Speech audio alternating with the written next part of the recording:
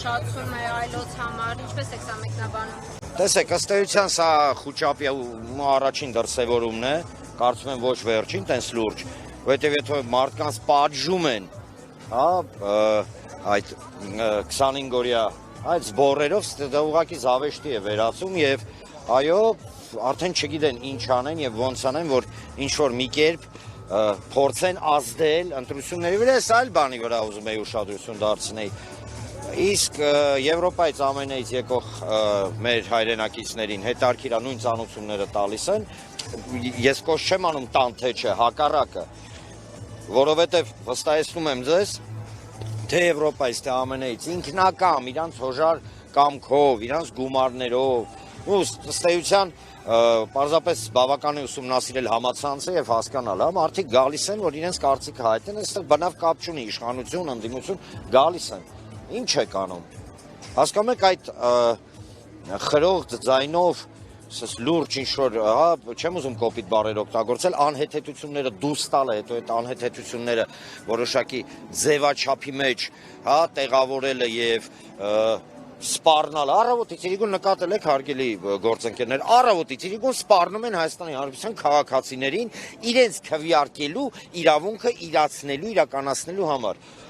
Չհասկացանք, եթե մարդը Հայաստանի քաղաքացի է, ապրում է պայմանական, չգիտեմ, Ռոստովում կամ Բրյուսելում։ Ով եք դուք իրավունք, ով եք դուք զրկեք Հայաստանի Հանրապետության քաղաքացուն ընտրելու իրավունքից։ Ով եք, ես հետ եմ ուզում հասկանամ։ Իրանք բնականաբար պատասխան են, իբր իրանք իշխանություն են, ինչի ասացի, իբր, որովհետև իշխանությունը չի վախեցնում իր ժողովրդին ընտրության գնալու, հասկանում եք, պահերով։ Ուղղակի զավեշտ է, ես ճիշտ ասած մեկնաբանալու տենց ինչ-որ բան էլ չկա այս ամենի մեջ, բան չմնաց, պարզապես մի դրական բան էլ կա այս 20 օրվա մեջ, իշխանությունը ծայրից ծայր մերկացավ, ինչ կա հանեցին Մեյդան, ինչ կա։ Մենք հասնենք մի իրավիճակի, երբ որ ընտրությունների ընդառաջ իշխանությունը գլուխա գովում եւ հպարտանում է, որ հանձնել է Արցախը։ Այն ինչ մենք ասում ենք 5 տարի ճղում էին իրանց մեջ, ասում են տես բան չկա։ Եվ ասեմ ավելին, այն հիմնավորումները, որոնք իրենք տալիս են ինչի հանձնեցին Արցախը, կարծում եմ սրանց Ազիզ Ախպեր Ալիևով ոտնկայս իրաց ծափահարում է, այնքան լիքը լավ մտքեր են դրան տվել։ Պարոն Աբովյան, իսկ այսօր տարածքի հետ կապված, կարծես թե բիզնեսի եւ այլնի վերաբերյալ այս սահմանափակումները դիտարկվում են նաեւ ճնշում ընտրությունների գործընթացերում, բայց միևնույն ժամանակ ներողություն եմ խնդրում, ԳՄ մաքսային սատարում։ Հիմա ինչպես է ստացվում։ Տեսեք, այսինքն տեսեք, սրանք հասցրել են մի իրավիճակի, որ տվել են լծակներ շուրջ բոլորին, որ միջամտություն լինի Հայաստանի ընտրություններին։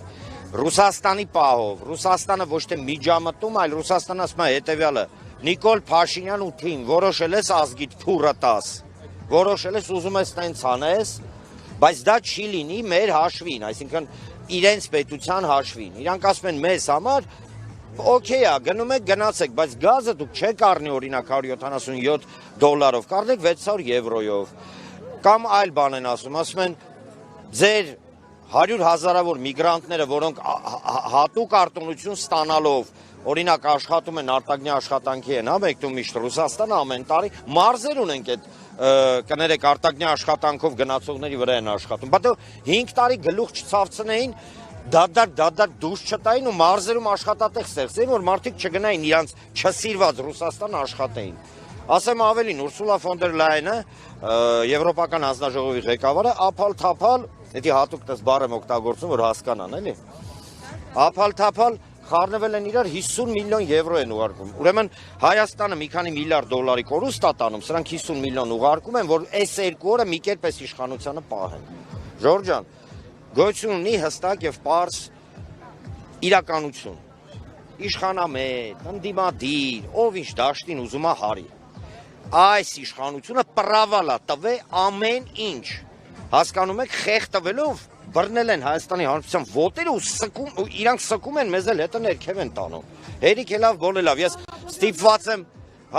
լսում եմ Հերմինե ջան։ Եւ կալանավորումներ եղան այս օրերի եւ նաեւ մենք տեսանք գործողություններ ծեծի դեպքեր Արթիկում, Մասիսում եւ Ծեծի դեպքերի պահով, եթե ուզում եք հասկանաք ինչա կատարում, Բարգավաճ Հայաստան կուսակցությունը խիստ դատապարտել է բոլոր այդ դրսևորումները ծեծի։ Մեր ընդդիմադիր, այլ ուժերի նկատմամբ։ Մենք խստագույնս դատապարտում ենք։ Բայց ասեմ մի բան, բա դուք ինչ եք սպասում, երբ որ առավոտից իրիկուն երկրի համար մեկ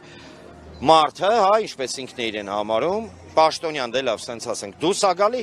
կզծնեմ, սատկացնեմ, այս անեմ, գազազացնում, գցում է մարդկանց ուղղակի անտանելի իրավիճակի մեջ։ Ու եւս մի բան, սա ասեմ ու եզրափակենք։ Իսկ պատկերացնեք հակառակ պատկերը լիներ։ Ընդդիմությունից մեկը մատով կպներ ինչ-որ մեկին, հիմա սրանք ինչ էին արել։ Հետևություն։ Խնդրեմ, բայց Արտուր Օսիպյանը ներողություն ոչ մեկին ոչ ծեծել է խմբակային, ոչ մայկա է ճղել, ոչ հայհոյել է, ոչ էլ չգիտեմ ինչ արել։ Ասեմ ձեզ ավելին, Ալեքսանյան Արմենի դեպքը, ինչ էր անում այդ տղեն։ Ինչ արել այդ տղեն, դրեցին ավտոն վառեցին։ Ես մա չեմ մեղադրում իշխանություններին, բայց հետաքրքիր զուգադիպություն ստացվեց, էլի, որ իր մեքենան վառվեց հենց այն ժամանակ, երբ որ նախընտրական գործընթացներ էին գնում։ Մի խոսքով, Ժորժ ջան, բան չմնաց, 2-3 օր մնաց է համբերենք։